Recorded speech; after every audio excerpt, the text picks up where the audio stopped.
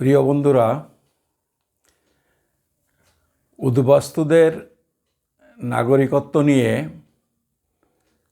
গত 10-15 দিন ধরে নানা রকমের কথা, লেখা, সাংবাদিক সম্মেলন, আলোচনা এগুলো শোনা যাচ্ছে। আসলে এই একেবারে রিসেন্ট এই পর্যায়ের আলোচনা শুরু হয়েছে কেন্দ্রীয় প্রতিমন্ত্রী শান্তনু ঠাকুর একটা বক্তৃতায় বলেন যে 7 দিনের মধ্যে K-19 যে আইন 4 বছরের বেশি সময় আগে তৈরি করা হয়েছে সেই আইনের রুলস প্রকাশ হবে। সেখান থেকে এই আলোচনার সূত্রপাত। তারপরে একটা গুরুত্বপূর্ণ ঘটনা ঘটে। গত পরশুদিন 5 ফেব্রুয়ারি কলকাতা প্রেস ক্লাবে জাতীয় কংগ্রেস এবং CPIM দল, রাজনৈতিক এই দুটো দল, বড় বড় 4টে দলের মধ্যে পশ্চিমবঙ্গে এই দুটো দলও বড় দল, তারা ঘোষণা করেছে যে 2014 সাল বা তার পরের কোনো সালকে ভিত্তিবর্ষ করে একটা নতুন আইন তৈরি করতে হবে, যে আইনে থাকবে ওই 2014 সালের মধ্যে বা তার আগে যারা ভারতবর্ষে স্থায়ীভাবে বসবাস করছেন তারা সবাই নাগরিক। কিছু ডকুমেন্ট তাদের দেখাতে হবে। কি ডকুমেন্ট দেখাতে হবে সেটাও তারা তাদের দাবির মধ্যে রেখেছেন যে আসামে যখন NRC হয়েছে তখন সুপ্রিম কোর্টের তত্ত্বাবধানে এই NRC প্রক্রিয়া হয়েছিল। সেখানে কোন কোন ডকুমেন্ট গ্রাহ্য হবে এই সম্পর্কে একটা জাজমেন্ট হয়েছিল। সেই জাজমেন্টে 14টা ডকুমেন্টকে সুপ্রিম কোর্ট নির্দিষ্ট করে দিয়েছিল যে সেই 14টা ডকুমেন্টের যে কোনো একটা যদি দেখাতে পারে, আসামের ক্ষেত্রে যে 1971 সালের সীমারেখা আছে, যে তার আগে থেকে তিনি আসামে বসবাস করছেন, তাহলে তিনি ভারতীয় নাগরিক বলে বিবেচিত হবেন। CPM কংগ্রেস দাবি করেছে 2014 সালকে ভিত্তিবর্ষ। সে 2014 সালের আগে থেকে বসবাস করছেন তার ওই 14টা ডকুমেন্টের যে কোনো একটা, অথবা তাদের দাবি আরও 5-6টা বাড়ানো হোক, আর একটু সহজ হোক, অন্তত 20টা ডকুমেন্ট নির্দিষ্ট করা হোক সেই আইনে বা সেই আইনের রুলসে, যাতে তার যে কোনো একটা দেখালে তিনি ভারতবর্ষের নাগরিক বলে ঘোষিত হবেন। আমরা উদ্বাস্তুরা এই দাবি প্রথম থেকে করে আসছি, কিন্তু আপনারা বোঝেন মতুয়া এবং উদ্বাস্তুরা একটা দাবি করার যে গুরুত্ব, আর CPM কংগ্রেসের মতো এরকম বড় দল তারা সেই একই দাবি করা, এটা অনেক বেশি গুরুত্বপূর্ণ। এই দাবি আদায়ের জন্যে, এই দাবি মেটার পক্ষে এটা একটা অগ্রগতি, একটা গুরুত্বপূর্ণ পদক্ষেপ যে এই দুটো দল আজকে উদ্বাস্তুদের পক্ষে একটা সদর্থক ঘোষণা তারা করেছেন। ফলে এইটা সমস্ত উদ্বাস্তু মানুষকে বিশেষভাবে লক্ষ্য করতে হবে। আমি যখন এই কথা বলছি তখন হয়তো অনেকে ভাববেন যারা তৃণমূল কংগ্রেসকে পছন্দ করেন তারা ভাববেন যে কেন মমতা বন্দ্যোপাধ্যায় তো বলছেন যে রেশন কার্ড ভোটার কার্ড থাকলেই তিনি নাগরিক, এইটা তো আরও বেশি সুবিধা। আমাদের এই প্রশ্নে কোনো দ্বিমত নেই যে রেশন কার্ড ভোটার কার্ড যার আছে তিনি ভারতবর্ষের নাগরিক। এইটা যদি সত্যি বাস্তবায়িত হতো, আইন হতো, তাহলে সেটা খুব ভালো হতো। আমরা মমতা বন্দ্যোপাধ্যায়কে ধন্য করতাম। কিন্তু আমাদের অভিজ্ঞতা হলো, আমার মনে হয় আমার অভিজ্ঞতার সাথে আপনারা অনেকেই যারা আমার এই ভিডিও শুনছেন তারা একমত হবেন যে মমতা বন্দ্যোপাধ্যায়েরই প্রশাসন, পুলিশ, সরকার তিনি যা বলছেন যে ভোটার কার্ড রেশন কার্ড থাকলেই নাগরিক, এইটা তার প্রশাসন মানে না। আপনি যদি একটা পাসপোর্ট করতে যান, ভোটার কার্ড দেখালেই, রেশন কার্ড দেখালেই ডিআইবি সেটা মানে না। চাকরির যদি আপনার ছেলে বা আপনি একটা অ্যাপয়েন্টমেন্ট পান, তার জন্য যে ডিআইবি এনকোয়ারি, এসব মানে না। বা এরকম কাস্ট সার্টিফিকেট, যে কোনো বিষয়ে দেখবেন গভর্নমেন্ট বলছেন এইগুলো নাগরিকত্বের প্রমাণ হিসেবে যথেষ্ট নয়, ফলে এটা মানে না, আরও অনেক কিছু চায়। এইটি হচ্ছে আমাদের অভিজ্ঞতা। আমাদের এই অভিজ্ঞতা ছাড়াও মমতা বন্দ্যোপাধ্যায় এবং তার দল, তার মন্ত্রিসভা একটা সিদ্ধান্ত নিয়েছিল, সেটা আপনাদের জানা দরকার। আপনারা যদি এটা জানেন তাহলে মমতা বন্দ্যোপাধ্যায় যে ঠিক বলছেন না যে রেশন কার্ড ভোটার কার্ড থাকলেই নাগরিক, এটা আপনারা বুঝে যাবেন। বোঝার দরকার এই কারণে যে তা না হলে এরপরে কোন গভর্নমেন্ট এসে আইন অনুযায়ী পদক্ষেপ নেবেন, এনআরসি করবেন, তখন সমস্ত মানুষ বিপদে পড়ে যাবেন। তখন হয়তো মমতা বন্দ্যোপাধ্যায় ক্ষমতায় থাকবেন না, ফলে কথা বলার আর জায়গা থাকবে না। এই জন্যে আইনটা জানা দরকার। মমতা বন্দ্যোপাধ্যায় কি বলেছেন দেখুন, যেটা বলেছেন সেইটা আমি এইভাবে বলে দিলাম, আপনারা বিশ্বাস করবেন না, কারণ তিনি একজন মুখ্যমন্ত্রী, তার কথা আর আমার কথার গুরুত্ব তো এক হয় না। তারা অনেক দায়িত্বশীল লোক, তারা যেটা বলেছেন সেটা গুরুত্ব মানুষের কাছে বেশি হওয়া উচিত। কিন্তু ঘটনা হলো, এই দায়িত্বশীল পদে থেকে কেন্দ্রের প্রধানমন্ত্রী নরেন্দ্র মোদী, স্বরাষ্ট্রমন্ত্রী অমিত শাহ বা আমাদের রাজ্যের মুখ্যমন্ত্রী মমতা ব্যানার্জি যেসব কথা বলছেন, যেগুলো মানুষের কাছে আপাতভাবেও সত্য বলে মনে হয় না, ফলে তাদের বিশ্বাসযোগ্যতা অনেক কমে গেছে। তা সত্ত্বেও আমি আপনাকে কিছু প্রমাণ দেখাই।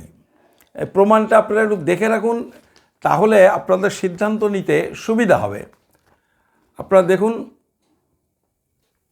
দেখতে পাচ্ছেন একটা খবরের কাগজ, আনন্দবাজার। এই কাগজটা হলো 2016 সালের 18 ফেব্রুয়ারির আনন্দবাজার পত্রিকা। কি লেখা আছে এই পত্রিকায়?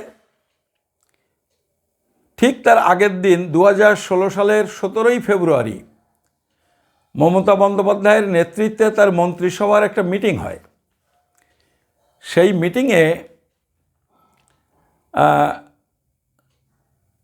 কিছু সিদ্ধান্ত হয় এবং সেইটা আনন্দবাজার রিপোর্ট করে। আমি আনন্দবাজার আবার কোট আনকোট করে এর মধ্যে হাইলাইট করেছে, আমি সেইটুকু শুধু একটু আপনাদের পড়ে শোনাই। কোট: বাংলাদেশ থেকে আসা যে মানুষগুলো এ রাজ্যে 5 বছরের বেশি সময় ধরে বাস করছেন, রেশন কার্ড ভোটার কার্ড আছে, আমি মনে করি, তার মানে মমতা বন্দ্যোপাধ্যায় মনে করেন তারা ভারতের নাগরিকত্ব পেতেই পারেন। মমতা বন্দ্যোপাধ্যায় বুধবার রাজ্য মন্ত্রিসভা বৈঠকের পর এইটা এই কাগজে পরিষ্কার করে লিখেছে। ঘটনা হলো, যখন বলছেন নাগরিকত্ব পেতেই পারেন, আপনারা এই কথার অর্থ হলো যে তারা এখনও নাগরিক নন, কিন্তু তারা নাগরিকত্ব পাওয়ার যোগ্য। মমতা বন্দ্যোপাধ্যায়ের এই কথাটা একদম সঠিক কথা। শুধু এইটুকু কারণে না, অন্যান্য অনেক ঐতিহাসিক কারণ আছে যে কারণে এই মানুষগুলোর নাগরিকত্ব পাওয়া উচিত। কিন্তু আমাদের দুর্ভাগ্য, আমাদের পার্লামেন্ট এমন কিছু আইন তৈরি করেছেন, বা আমাদের সংবিধানেও ৬ ধারা বলে একটা ধারা আছে, সেখানে যে কথা বলা হয়েছে তাতে এই উচিতটা আর উচিত নেই। এই যেটাকে আমরা সবাই উচিত মনে করছি, এইটা আইনত অনুচিত হয়ে গেছে। এইটাই সমস্যা, এই জন্যেই এই আলোচনা। মমতা বন্দ্যোপাধ্যায় মন্ত্রিসভায় এই সিদ্ধান্ত নেন, সেই সাথে আরও একটা সিদ্ধান্ত নেন যে রাজ্য সরকার কেন্দ্রীয় সরকারকে চিঠি লিখবেন।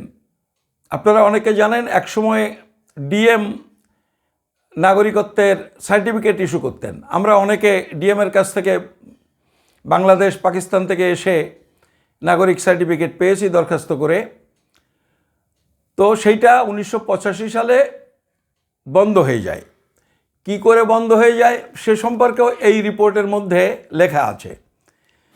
এই রিপোর্টের এক জায়গায় কোট আনকোট করে লেখা আছে যে 1985-86 সালে এমপি হিসাবে মমতাই তৎকালীন কেন্দ্রীয় স্বরাষ্ট্রমন্ত্রী বোটা সিংকে আর্জি জানিয়েছিলেন নাগরিকত্ব সংক্রান্ত এই দায়িত্ব রাজ্যের হাতে রাখা উচিত নয়।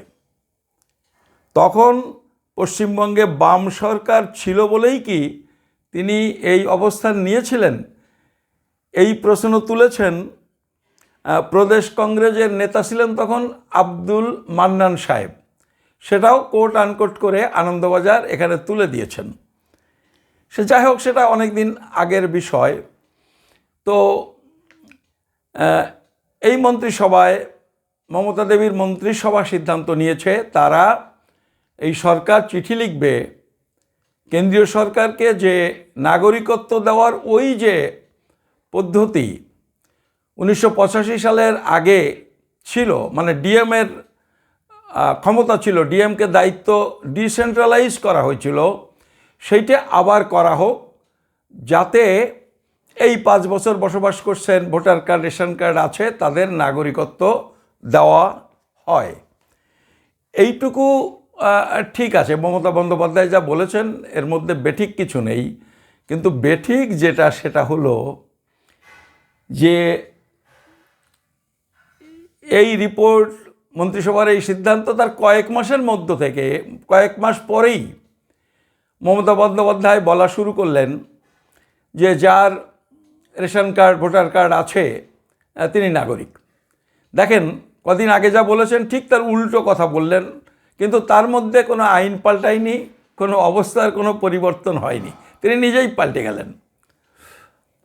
হয়তো পাল্টে গেলেন, বিজেপি একভাবে বলছে, বিজেপিও একভাবে ধোঁকা দিচ্ছে, সেই ধোঁকার মোকাবেলা করার জন্যে মমতা দেবীও একটা নতুন ধোঁকা দেওয়া শুরু করলেন। এখন আমরা বা এই উদ্বাস্তু মানুষেরা এই ধোঁকার মধ্যে আটকে গেছেন। এই যে শান্তনু ঠাকুর যেটা বলছেন, শান্তনু ঠাকুর বলছেন যে K-19 রুলস প্রকাশ হবে। তো আমার মতো সাধারণ মানুষ, আপনাদের মনে নিশ্চয়ই একটা প্রশ্ন জাগে যে 2019 সালে আইন তৈরি হয়েছে, 4 বছরেরও বেশি সময় পার হয়ে গেছে, এতদিনে রুলস প্রকাশ হলো না কেন? আর আজকে ইলেকশন সামনে, এই সময় রুলস প্রকাশ হবে। শুভেন্দু অধিকারী বলছেন, সুকান্ত মজুমদার বলছেন, শান্তনু ঠাকুর বলছেন, লোককবি অসীম সরকার, এইসব বিজেপি নেতারা বলছেন। কিন্তু এই 4 বছর হলো না কেন রুলস প্রকাশ হয়নি, যেটা আমাদের মনে হয়, কারণ আমরা এটা লজিক্যালি বুঝি। আপনিও নিশ্চয়ই আপনার সাথে আমাদের সাথে স্বীকার করবেন, আপনারও মনে হওয়া স্বাভাবিক যে এই 4 বছর 4.5 বছর আগে যদি রুলস প্রকাশ হয়ে যেত, তাহলে এই 4 বছর 4.5 বছরের মধ্যে মানুষের একটা অভিজ্ঞতা হয়ে যেত যে রুলস হলো, আইন হলো, মানুষ নাগরিকত্ব পাচ্ছেন, কত মানুষ পাচ্ছেন, কত মানুষ পাচ্ছেন না, বা আদৌ নাগরিকত্ব মানুষ এই আইনে পাবেন কিনা। আমরা যারা রিফিউজি আন্দোলন করি, মতুয়া আন্দোলন করি, আমরা কিন্তু 2016 সালের 15ই জুলাই যখন রাজনাথ সিং এই আইন বিল আকারে পার্লামেন্টে পেশ করেছিলেন, সেই দিন থেকে বলছি যে এই আইনে নাগরিকত্ব হয় না, এটা নাগরিকত্ব দেওয়ার জন্যে আইন নয়। নাগরিকত্ব দেওয়ার ক্ষেত্রে একটা সহায়ক ভূমিকা পালন করবে ঠিকই, কিন্তু এই আইনে নাগরিকত্ব হয় না, এটা আমরা সেই দিন থেকে বলছি। আমরা যেটা বলছি সেইটা মানুষ বাস্তব অভিজ্ঞতা হয়ে যেত যদি 4 বছর আগে এই রুলসটা প্রকাশ হতো। 4 বছরের মধ্যে বুঝে যেতেন যে এই আইনে নাগরিকত্ব হয় না। যে কারণে তারা 4 বছর আগে রুলস প্রকাশ না করে আজকে ভোটের মুখে, যদি করতে পারে বলে আমাদের মনে হচ্ছে, যদি করে তাহলে ভোটের মুখে করছে, মানে মানুষের এই অভিজ্ঞতাটা হওয়ার আগে যে এই আইনে নাগরিকত্ব হয় না, এটা বুঝে ফেলার আগে তারা ভোটটা হাতিয়ে নিতে চান। শুধু লোকসভা নয়, এর ঠিক 2 বছর পরে বিধানসভা নির্বাচন, ওরা এই দুটোকেই টার্গেট করেছে যে এইটা দেখি এই 2 বছর মাত্র, এরপরে বলবে একটা কাস্ট সার্টিফিকেট পেতে গেলে 2 বছর 3 বছর 4 বছর লাগে, বিধানসভা নির্বাচনের আগে বলবে। আর একটা নাগরিকত্বের সার্টিফিকেট তুমি দিল্লি থেকে এটা আসবে, 4-5 বছর 6 বছর তো লাগতেই পারে। এইভাবেই তারা বিষয়টাকে মানুষের কাছে নিয়ে যাবে, নিয়ে গিয়ে অন্তত 1, 2, 3টে নির্বাচন তারা এইভাবেই ধোঁকা দিয়ে পার করে যেতে চান। প্রশ্ন হলো যে আমরা কেন বলছি যে এই আইনে নাগরিকত্ব হয় না। আমরা এই হাত গুনে বলছি তা নয়, আমরা যুক্তির ভিত্তিতে এই কথা বলছি। আপনারাও আমাদের যুক্তিটা শুনুন। এই ক্যাব যেটা 2016 সালে, যেটা পরে K-19 হয়েছে, এই ক্যাবটা 2016 সালের 15ই জুলাই এটা রাজনাথ সিং পেশ করেছিলেন। আমাদের দেশের সংসদীয় রীতি হলো যে কোনো বিল যখন পার্লামেন্টের লোকসভা হোক, রাজ্যসভা হোক বা বিধানসভাতে হোক, এটা যখন পেশ করা হয় তখন ওই বিলটাতে কি আছে সেটা একটা সারাংশ, মূল কথা একটা ছোট করে লিখে একটা বিবৃতি প্রকাশ করতে হয়, এবং সেই বিবৃতির সব ক্ষেত্রে হেডিং থাকে statement of objects and reasons. মানে হচ্ছে যে সরকার কি উদ্দেশ্যে, কি লক্ষ্যে এবং কি কারণে আইনটা করতে চাইছে সেইটা ওই বিবৃতির মধ্যে সংক্ষেপে বলতে হয়, এবং সেইটা সাংসদরা, এমএলএরা জেনে নেন এবং সেই অনুযায়ী বিলটাও দিয়ে দেওয়া হয়। সেই অনুযায়ী তারা আলোচনা করেন সংসদে। এটাই হচ্ছে রীতি। স্বাভাবিকভাবেই ক্যাপ 16 মানে এই যে K-19 যেটা, এটাও যেদিন পেশ করেছিলেন রাজনাথ সিং, তখন স্বরাষ্ট্রমন্ত্রী, তিনি সেই বিবৃতিতে লিখেছিলেন, সে বিবৃতি আমাদের কাছে আছে, আপনারা চাইলে আমরা হোয়াটসঅ্যাপ করে পাঠাতে পারি। আমাদের টেলিফোন নাম্বারটা আপনারা নিয়ে নেবেন, বা লাস্টে আমি মনে থাকলে বলে দেব, বা আপনারা এখন নেটে দেখে নিন।